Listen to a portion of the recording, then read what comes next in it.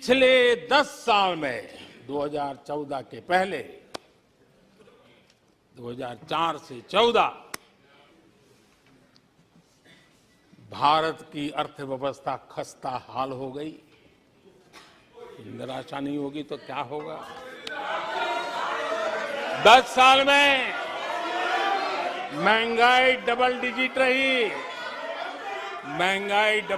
रही और इसलिए कुछ अगर अच्छा होता है तो निराशा और उभर करके आती है। और जिन्होंने बेरोजगारी दूर करने के वादे किए थे,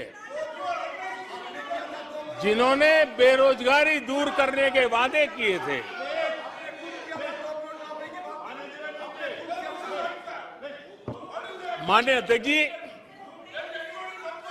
एक बार जंगल में 2 नौजवान शिकार करने के लिए गए और वो गाड़ी में अपनी बंदूक नीचे उतार करके थोड़ा टहलने लगे। उन्होंने सोचा कि थोड़ा अभी आगे चलना है तो थोड़ा जरा हाथ पैर ठीक कर ले, लेकिन गए थे तो बाघ का शिकार करने के लिए और उन्होंने देखा आगे जाएंगे तो बाघ मिलेगा, लेकिन हुआ ये कि वहीं पर बाघ दिखाई दिया। अभी नीचे उतरे थे, अपनी गाड़ी में बंदूक वहीं पड़ी थी। बाघ दिखा, अब करे क्या? तो उन्हें लाइसेंस दिखाया कि मेरे पास बंदूक का लाइसेंस है।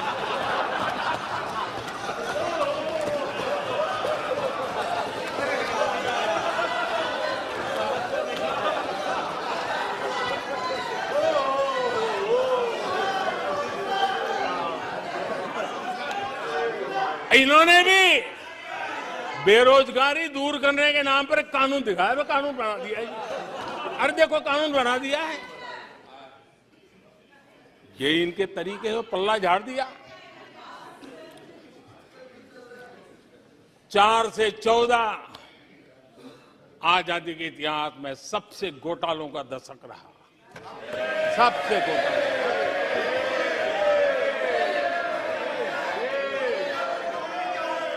वही 10 साल, यूपीए के वो 10 साल, कश्मीर से कन्याकुमारी,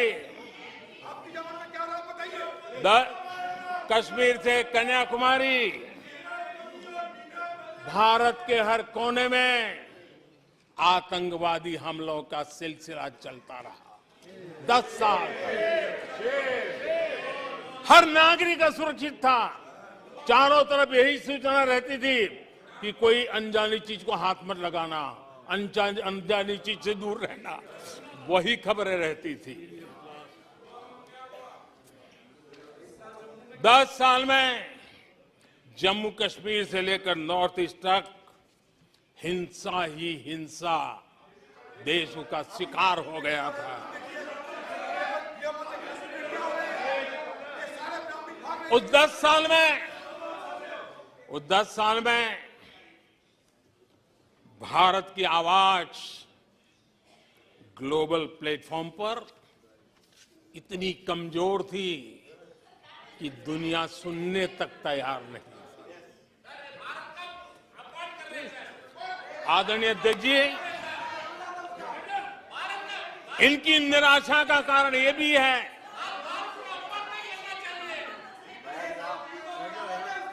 आज जब देश की क्षमता का परिचय हो रहा है, 140 करोड़ देशवासियों का सामर्थ्य खिल रहा है, खुल करके सामने आ रहा है। लेकिन देश का सामर्थ्य तो पहले भी था, लेकिन 4 से लेकर 14 तक इन्होंने वो अवसर गंवा दिया। और यूपीए की पहचान बन गई, हर मौके को मुसीबत में पलट दिया,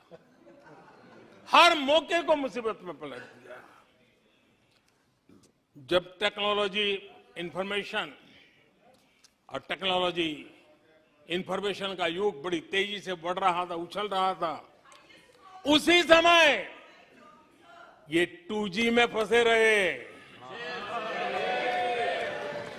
मौका मुसीबत में। सिविल न्यूक्लियर डील हुआ, जब सिविल न्यूक्लियर डील की चर्चा थी, तब ये कैश फॉर वॉट में फंसे रहे।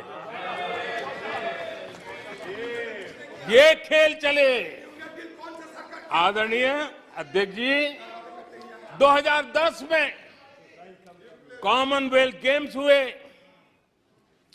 भारत को दुनिया के सामने, भारत की युवा सामर्थ्य को प्रस्तुत करना एक बहुत बड़ा अवसर था, लेकिन फिर मौका मुसीबत में, और CWG घोटाले में पूरा देश दुनिया में बदनाम हो गया। आदरणीय अध्यक्ष जी,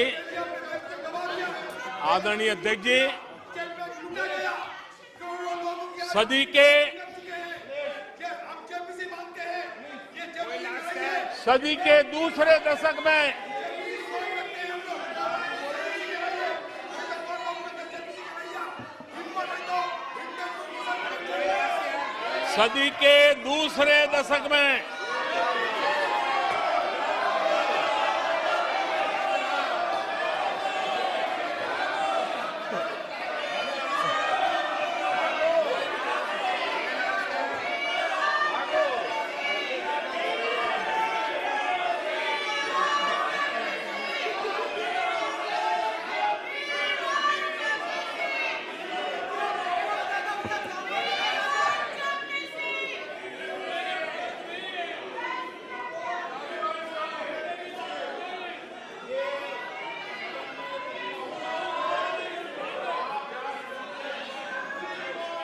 उचित नहीं है, ये संसदीय परंपराओं के अनुरूप नहीं है।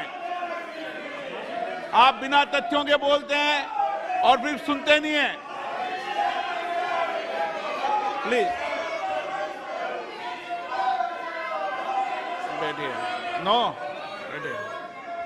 बैठिए। No no no no no. आदरणीय अध्यक्ष जी, ऊर्जा का किसी भी देश के विकास में अपना एक महात्म्य होता है, और जब दुनिया में भारत की ऊर्जा शक्ति के उभार की दिशा में चर्चा की जरूरत थी, इस सदी के दूसरे दशक में हिंदुस्तान की चर्चा ब्लैकआउट के नाते हुई। पूरे विश्व में ब्लैकआउट के वो दिन चर्चा के केंद्र में आ गए। कोयला घोटाला चर्चा में आ गया। आदरणीय अध्यक्ष जी, देश पर इतने आतंकी हमले हुए, 2008 के हमलों को कोई भूल नहीं सकता है, लेकिन आतंकवाद पर सीना तान कर, आंख में आंख मिला करके हमले करने का सामर्थ्य नहीं था। उसे चुनौती को चुनौती देने की ताकत नहीं थी, और उसके कारण आतंकवादियों के हौसले बुलंद होते गए, और पूरा देश 10 साल तक खून बहता रहा मेरे देश के निर्दोष लोगों का। वो दिन गए थे।